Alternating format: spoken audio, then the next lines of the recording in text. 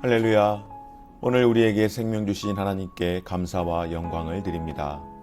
가정에서 그리고 직장으로 출근하는 하루를 시작하는 모든 성도들께 하나님의 은혜와 평강의 축복이 함께 하시길 기도합니다. 3월 18일 말씀으로 여는 아침 시작하겠습니다.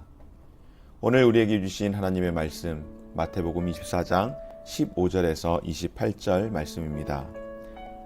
그러므로 너희가 선지자 다니엘이 말한 바 멸망에 가증한 것이 거룩한 곳에 선 것을 보거든 읽는 자는 깨달을진저 그때에 유대에 있는 자들은 산으로 도망할지어다 지붕 위에 있는 자는 집 안에 있는 물건을 가지러 내려가지 말며 밭에 있는 자는 겉옷을 가지러 뒤로 돌이키지 말지어다. 그날에는 아이 벤 자들과 젖먹이는 자들에게 화가 있으리로다. 너희가 도망하는 일이 겨울에나 안식일이 되지 않도록 기도하라. 이는 그때에 큰 환란이 있겠음이라. 창세로부터 지금까지 이런 환란이 없었고 후에도 없으리라. 그날을 감하지 아니하면 모든 육체가 구원을 얻지 못할 것이나 그러나 택하신 자들을 위하여 그날을 감하시리라. 그때에 사람이 너희에게 말하되 보라 그리스도가 여기 있다 혹은 저기 있다 하여도 믿지 말라. 거짓 그리스도들과 거짓 선지자들이 일어나 큰 표적과 기사를 보여 할 수만 있으면 택하신 자들도 미혹하리라. 보라 내가 너희에게 미리 말하였노라. 그러면 사람들이 너희에게 말하되 보라 그리스도가 광야에 있다 하여도 나가지 말고 보라 골방에 있다 하여도 믿지 말라. 번개가 동편에서 나서 서편까지 번쩍임같이 인자의 임함도 그러하리라. 죽음이 있는 곳에는 독수리들이 모일 것이니라. 아멘. 오늘 말씀에서 예언되는 시대는 중의적인 의미로 해석될 수가 있습니다. 왜냐하면 예수님께서 실제적으로 성전에서 바리새인들과 서기관들과의 논쟁 후 성전에서 나와 성전이 무너질 것을 예언하셨습니다. 그리고 예루살렘 성전은 AD 70년경에 무너졌습니다. 그리고 두 번째 의미는 세상이 종말을 맞이할 때를 말씀하신 것인데 오늘을 살고 있는 우리에게는 종말을 준비하라는 의미가 더 크게 다가오는 말씀입니다. 오늘날 우리는 종말 자체를 잘 언급하지 않습니다. 왜냐하면 부정적인 이미지가 강하기 때문입니다. 주로 종말에 관하여 문제가 된 경우 이단, 사이비들이 과격하게 종말론을 주장하여 사회적인 문제를 일으키고 신비주의자들이 종말론을 비이성적 태도로 위협하는 모습을 보면서 우리에게 있어 종말에 대한 부정적인 이미지가 한몫했습니다. 또한 종말에 대한 무디어진 면 또한 한몫합니다. 예수님 당시부터 이미 시작된 종말 그리고 아직 이루어지지 않은 그 종말을 이야기합니다. 종말이라는 말이 너무 오래전부터 시작이 된 겁니다. 사실 맞는 말씀입니다. 그러나 우리의 이성적 시간으로 계산을 하다 보면 한국교회 초기부터 예수 천당 불신지옥하며 종말을 이야기하고 들어왔습니다. 더군다나 우리나라에서 종말에 대한 이야기들이 얼마나 많이 있었습니까? 지금도 이야기를 하다 보니 무디어져 버린 겁니다.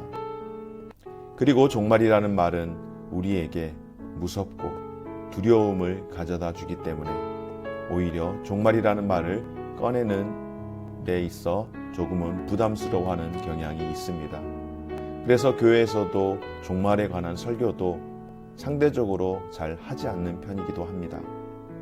그러나 여러분, 종말에 관해서 풀어야 할 가장 큰 오해는 성경에서는 종말을 가르치는 것이 우리에게 위협을 주거나 두려움과 불안을 주기 위함이 아니라는 것입니다. 오히려 성경이 종말을 가르치는 것은 모든 성도들이 겪게 되는 고난과 어려움, 환난과 유혹들 가운데서 낙심하지 말고 예수 그리스도를 향한 소망을 잃지 말 것을 가르쳐 주시기 위함인 줄 믿습니다. 예수님께서는 예루살렘이 곧 멸망할 것을 알고 계셨습니다. 더불어 세상의 종말이 멀지 않았음을 또한 알고 말씀하십니다. 그래서 예수님께서는 그의 제자들과 예수님을 믿을 그리스도인들이 이 고난과 어려움이 오더라도 당황하지 않기를 원하신 것입니다. 예수님께서는 비록 삶의 고난과 어려움이 있어도 그것을 인내하면 곧 당신께서 다시 오실 것을, 최후 승리를 얻게 될 것을 가르쳐 주신 말씀입니다. 오늘 말씀에서 예수님께서는 환난이 찾아오면 성전을 이방인들이 와서 그들의 우상의 이름으로 모욕하고 파괴할 것이다. 예루살렘은 파괴되고 곳곳에 슬픔이 가득 차게 될 것이다. 그날이 오면 가장 연약한 이들이 고난을 받게 될 것이다. 너희는 그날이 오면 최대한 빨리 그리고 멀리 피난을 가라고 말씀하시는 겁니다. 그러나 하나님께서는 택한 자들을 위해 환난의 날들을 감하여 주실 거라고 말씀을 합니다.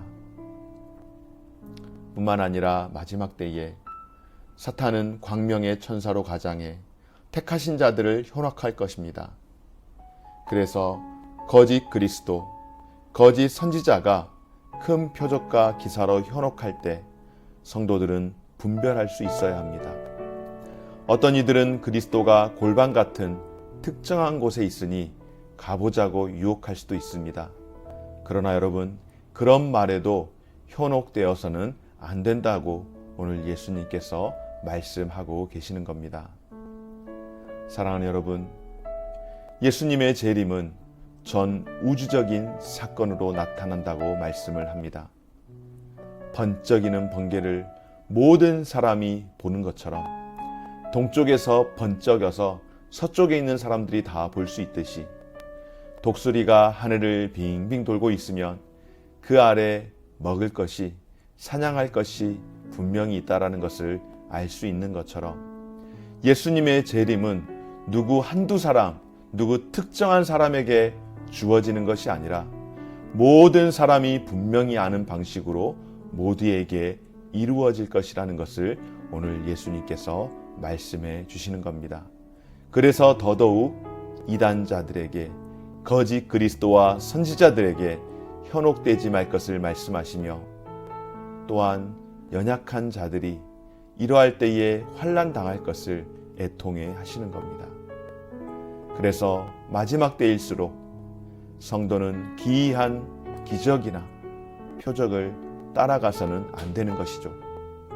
그때가 되면 거짓 그리스도와 거짓 선지자들이 일어나서 오히려 더 큰 기적을 베풀고 표적을 보이면서 자기가 하나님이라고 이야기하며 택한 자들도 미혹할 것이니 그때에 흔들리지 말고 오직 주만 바라보라고 말씀하시며 예수님께서 최후에 다시 오실 것에 대하여서 말씀하시며 그때의 최후 승리를 얻게 할 것이라고 약속해 주시는 겁니다. 사랑하는 여러분, 오늘 말씀이 종말 앞에 환난과 고난을 강조하는 이유는 우리의 환난과 고난이 그 자체로 절망이 아니오 오히려 희망의 전조임을 가르쳐 주시기 위함인 줄 믿습니다. 가장 어두운 순간이 곧 새벽이 오기 직전임을 가르쳐 주는 것처럼 오늘 말씀은 마지막 때에 나타날 징조를 알려주시면서 미리 알고서 그때를 준비하고 맞이하도록 하신 것인 줄 믿습니다. 그러므로 마지막 때가 가까울수록 우리 신앙이 기본적인 생활에 강해져야 할 줄 믿습니다. 하나님 말씀을 읽고 묵상하며 순종으로 살아가십시오. 오직 진리의 말씀을 붙들고 그 말씀을 따라 분별하는 삶을 살아가시기 바랍니다. 초대교회 성도들이 아멘 마라나타 주 예수여 오시옵소서 하며 고백했던 것처럼 이 고백이 오늘 저와 여러분들 우리 신앙생활의 고백이 되기를 바라며 주님이 다시 오시리라는 그 확신한 믿음, 주님이 이 땅을 회복시키시리라는 믿음, 정의가 온전히 선포되리라고 하는 그 믿음을 갖고 예수님을 기억하고 예수님을 소망하며 예수님과 동행하는 삶을 살아갈 수 있는 우리 모든 성도님들, 오늘 우리에게 주어진 하루를 시작하는 귀하고 복된 삶이 되어지시기를 주의 이름으로 축원합니다. 기도하겠습니다. 주님, 닥쳐올 환난에 대한 경각심을 일깨워 주시니 감사드립니다. 예수 그리스도의 재림 때까지 거짓과 이단에 미혹되어 넘어가지 않도록 말씀과 기도로 주님을 더욱더 온전히 알아가게 하시되 오늘 하루의 삶 가운데서 우리의 신앙이 기본적인 그 신앙의 삶을 성실하게 감당하며 살아갈 수 있는 우리 모든 성도들의 삶이 될 수 있도록 은혜 베풀어 주옵소서. 예수님의 이름으로 기도드립니다. 아멘. 하늘에 계신 우리 아버지여, 이름이 거룩히 여김을 받으시오며 나라가 임하시오며 뜻이 하늘에서 이루어진 것 같이 땅에서도 이루어지이다. 오늘 우리에게 일용할 양식을 주시옵고 우리가 우리에게 죄 지은 자를 사하여 준 것 같이 우리 죄를 사하여 주시옵고 우리를 시험에 들게 하지 마시옵고 다만 악에서 구하시옵소서. 나라와 권세와 영광이 아버지께 영원히 있사옵나이다. 아멘.